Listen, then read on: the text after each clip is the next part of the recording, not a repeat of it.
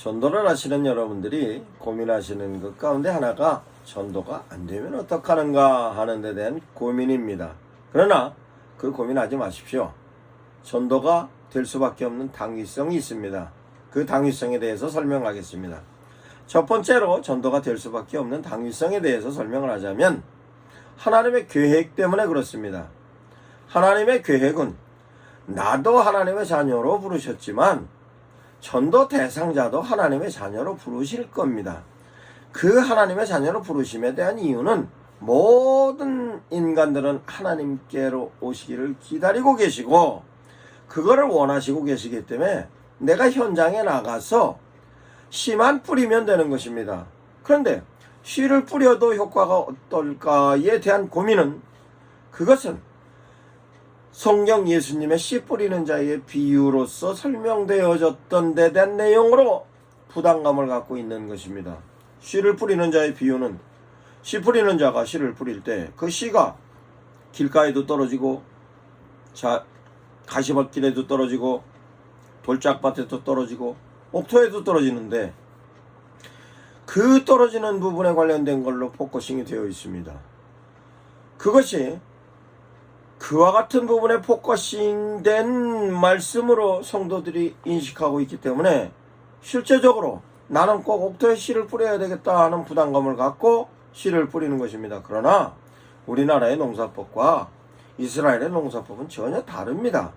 우리나라는 밭을 일궈놓고 그 밭에 뿌리는 거지 길가에 뿌린다든가 가시밭길에 뿌린다든가 내지는 돌짝밭에 뿌리는 것은 아주 무모한 농사꾼의 형태로 이해할 수밖에 없는 것입니다. 그러나 이스라엘의 농사법은 그렇지 않습니다. 밭을 일굴 수가 없습니다. 그 일굴 수가 없는 이유는 그 지역의 환경과 토질의 모양이 우리나라와는 전혀 다릅니다. 그러므로 씨 뿌리는 자의 내용은 씨를 뿌리면 그 씨가 길가에도 떨어질 수도 있고 가시밭길에 떨어질 수도 있고 돌짝밭에 떨어질 수도 있고 옥토에도 떨어질 수 있습니다.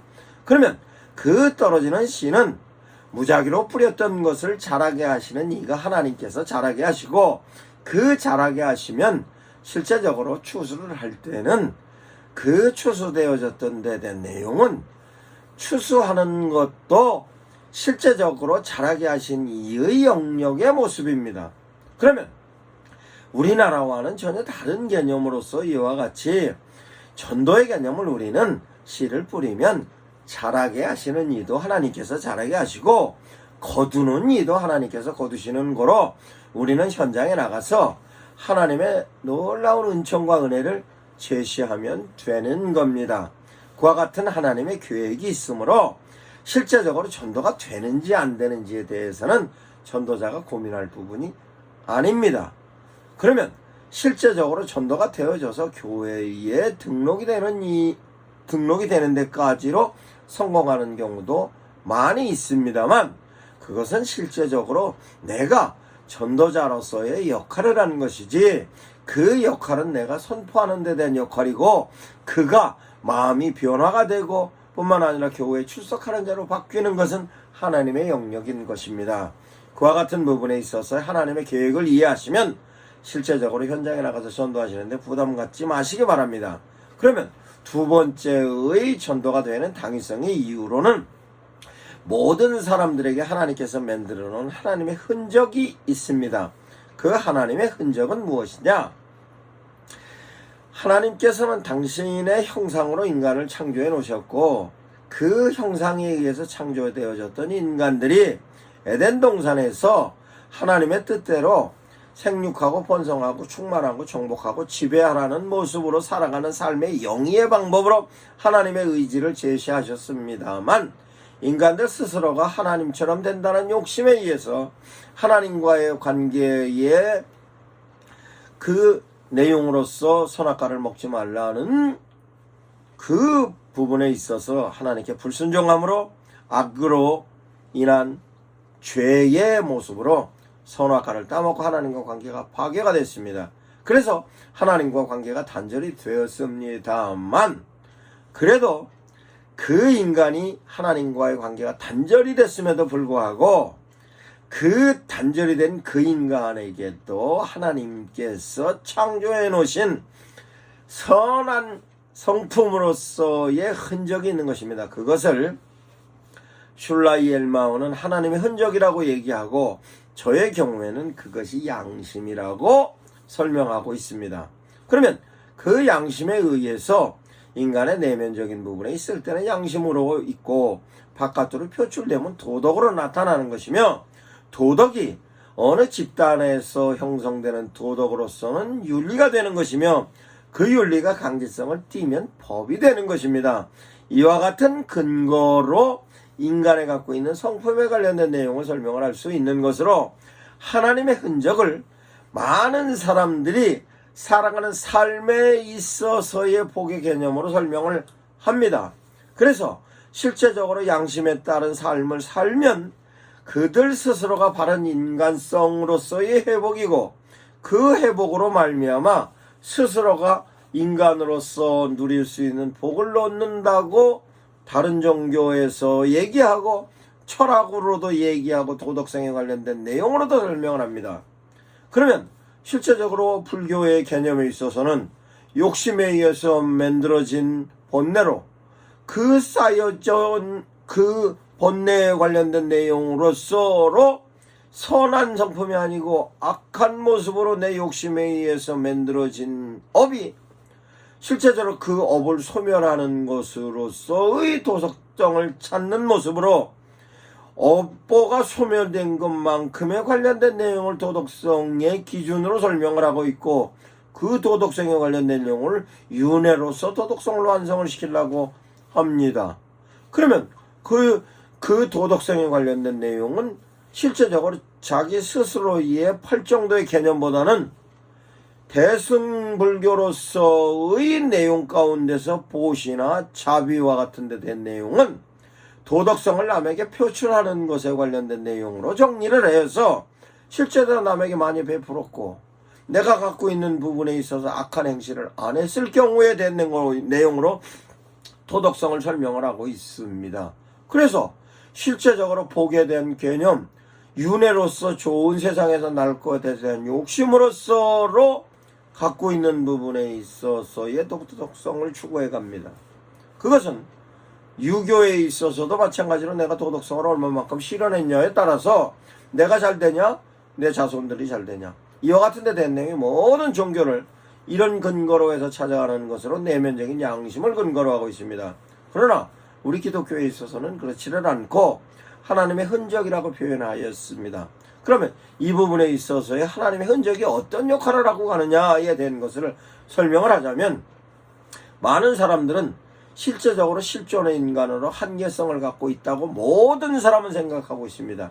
그 한계성을 갖고 있는 그 한계성에 관련된 내용을 실제적으로 삶에 관련된 부분으로 어떻게 추구하고 살아가고 가느냐, 자기가 하는 일마다 복이라는 개념으로 연결을 해서 하는 일이 수월하게 진행되는 수월성의 욕구가 있습니다. 즉 인간성이 갖고 있는 한계성을 초월하고자 하는 욕구와 함께 한계성에 관련된 내용이 실제적으로 일을 진행하는 데 있어서의 그 한계를 넘어지는 것, 즉 일이 되어지는 것이 수월하게 되는 것이 어떤 절대적인 힘에 의해서 진행된다고 생각하고 있는데, 그 절대적인 힘에 관련된 내용의 기준이 내가 도덕적인 삶을 살고 있으면 그 도덕적인 삶에 있어서 내가 착한 행실을 통하여서 착한 성품으로 많은 사람들에게 베풀기도 하고, 뿐만 아니라 남들을 사랑하는 모습에 있어서의 그네들을 향하여서 자비의 개념으로 접근을 하고, 실제적으로 자비를 행하면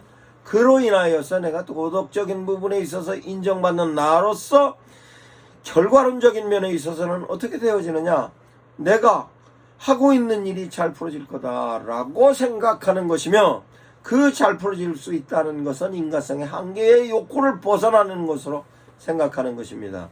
이것이 모든 사람들이 가지고 있는 보편적인 생각이고, 이 내용이 철학적인 개념으로 설명을 하자면 칸트의 실천 이상 비판으로서의 초청되어진 신에 대한 내용으로 설명할 수 있는 것입니다.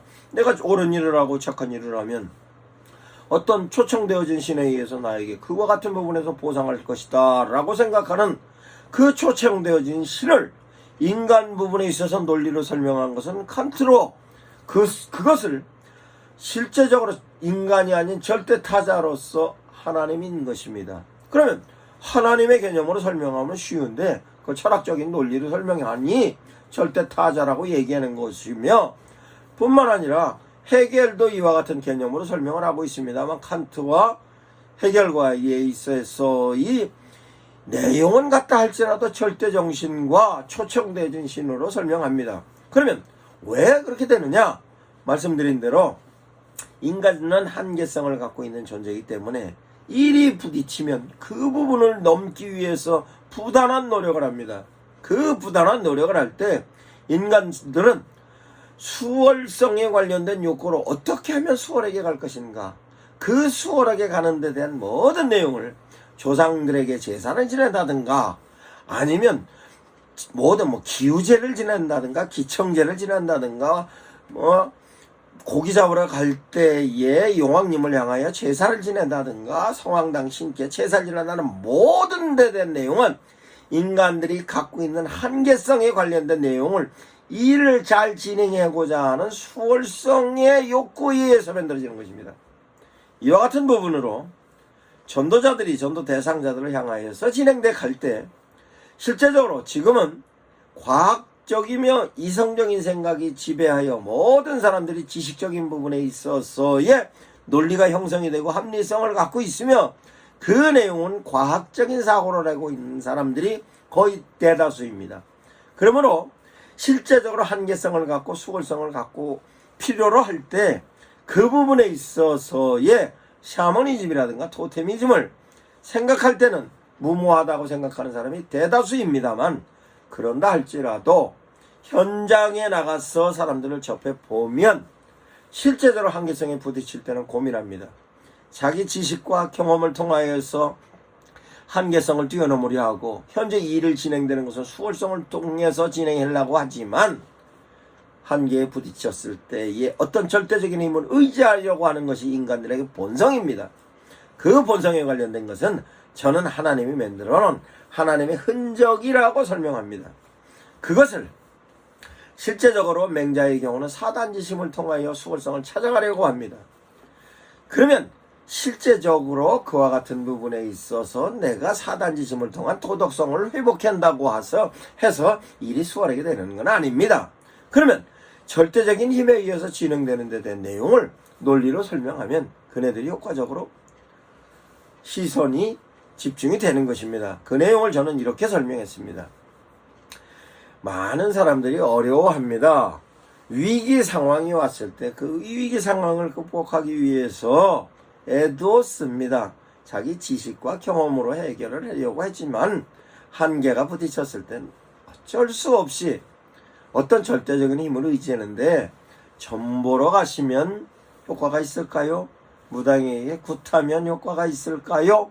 물으면 대다수의 사람들은 노합니다.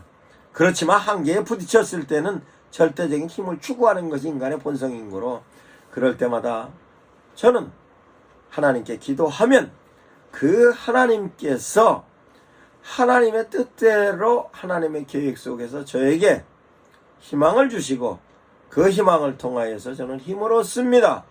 힘을 얻고 뿐만 아니라 지혜로서 하나님께서 효과적으로 일할 수 있는 데 대한 내용이, 효과적으로 일 처리해야 되는 내용이 성경의 근거로 많이 적혀 있는데 그 내용을 저는 실행을 하니 그와 같은 결과가 나타납니다. 그 내용을 나뿐만 아니라 우리 교인들에게도 제시를 하여 우리 교인들이 현재의 상황을 성경에 비추어서 하나님께 향하여서 뜻으로 이해하고 하나님께 간구하니 그와 같은 모습으로 하나님께서 이루어가는 것을 봅니다 라고 얘기를 하면 많은 사람들이 설득이 되는 것을 봅니다. 뿐만 아니라 저는 목사입니다. 그래서 실제로 힘들고 어려운 분들을 위해서 기도를 해주면 그 기도를 통하여서 하나님께서 응답하시는 데 대한 내용을 많이 볼 수 있습니다. 그것이 실제적으로 하나님께서 살아계시기 때문에 그러신데, 선생님도 필요하시면 그런 한계성의 모습으로 어떤 일을 추구하시는 조금 더 수월하게 추구하시려면 저와 같이 신앙생활하면 하나님의 도움을 받을 수 있습니다라고 설명을 합니다. 그것도 그 부분까지도 설명이 되어지지만 실제적으로 또한 하나님께 기도할 수 있을 때의 나는 아무것도 없는 막막함 속에 한계를 갖고 있을 때와 내가 가지고 있는 부분에 있어서의 내용은 아무것도 없는 막막함과 함께 저는 그 막막함에 대한 내용을 이해할 수 있습니다. 왜냐? 막막함을 갖고 있는 사람들은 하나님의 뜻을 막막함 속에 해결하고자 하는 하나님의 흔적이 있기 때문에 그 부분을 찾아가십시오. 그럼 기도하면 넋두리라도 늘어놓을 수 있습니다. 근데 하나님께서는 그거 쫓아도 들으십니다. 이 내용을 가지고 전도의 효과를 많이 얻었으며 성도들에게 이와 같은 데 대한 내용도 설명을 합니다. 성도들이 이해도 하고 현장에 나가서 전도하는 데도 써먹지만 실제적으로 성도들이 삶 가운데서 한계성이 부딪혔을 때 수월성을 추구할 때 하나님께 기도하는 것이 기도의 용도입니다. 그 기도의 용도를 실제적으로 성도들뿐만 아니라 전도 대상자들에게 합리적으로 설명하면 그것이 전도가 되는 것입니다.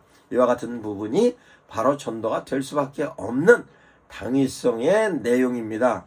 목사님들께서 이 내용을 이해하셔서 성도들에게 가르치셔도 좋고 아니면 목사님들께서 현장에 나가서 쓰셔도 좋고 활용을 하셔도 좋고 이 내용을 성도들이 이해하면 당신 스스로도 신앙생활하는 데 있어서 많은 도움을 얻으며 기도에 대한 내용을 이해하고 하나님과 관계성을 회복하는 데 있어서도 대단히 좋은 효과적인 부분에 있어서의 기도의 용도라고 이해할 수 있게 되는 것입니다. 이 부분이 신앙 성장하는 데 있어서의 대단히 중요한 부분인 것입니다.